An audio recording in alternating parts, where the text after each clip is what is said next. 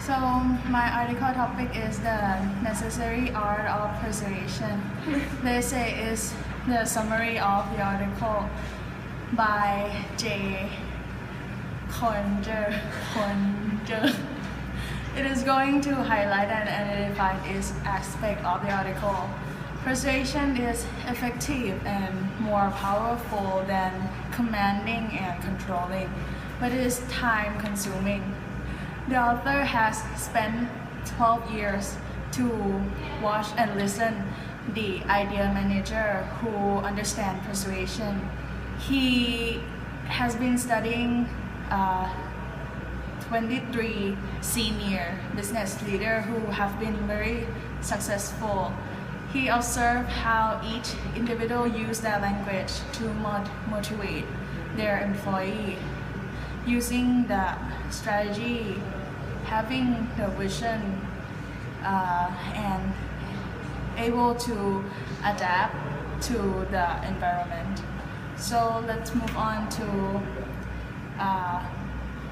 the 4 ways not to persuade. First,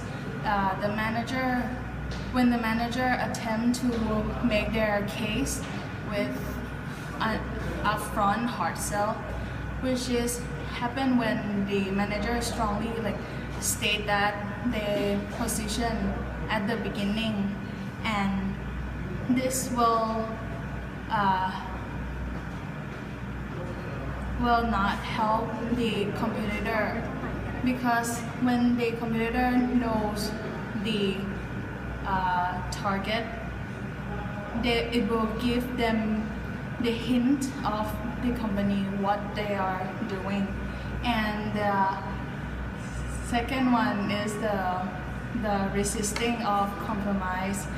Most managers think that compromising is surrender to something. When managers show compromise, it shows that the customer have to know that the manager have flexibility in order to adapt to every environment. The manager must take the problem of the consumers very seriously, take it as our own problem. And the third one is the secret of persuasion lies in presenting great argument. Presenting a good argument is not the only the equation, but it is important. Also important part is to create a proper beneficial frame for the position to connect on the right emotional levels with the customer. And the fourth one is persuasion. Assume persuasion is one-shot effort. Persuasion is a process but not an event. It is the process of listening to people, testing and position, and developing a new position that reflect input from the group. And let's move on to the step of essential step in persuasion. The first one is establishing the credibility. Persuader must overcome their own credibility in order to gain the audience trust by being strong emotional character and integrity. And this in workplace, the persuader must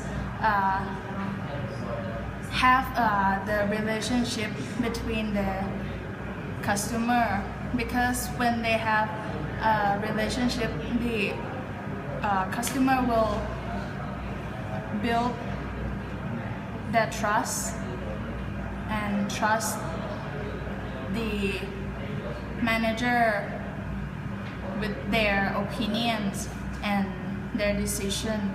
And the second one is the frame of common ground. When manager have something that is the same, have something in common with the customer, the customer will feel comfortable and trust the manager. And the third one is they provide the evidence. For example, like the data, like the evidence that will help the customer to verify that this strategy is going to work.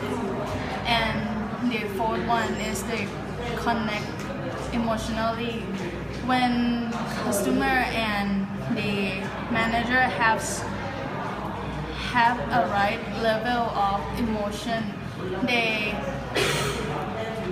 customer will know that the manager are being honest,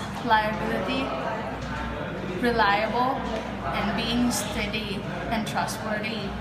So it is often that business people will get confused between the concept of persuasion and power, because it is very complicated.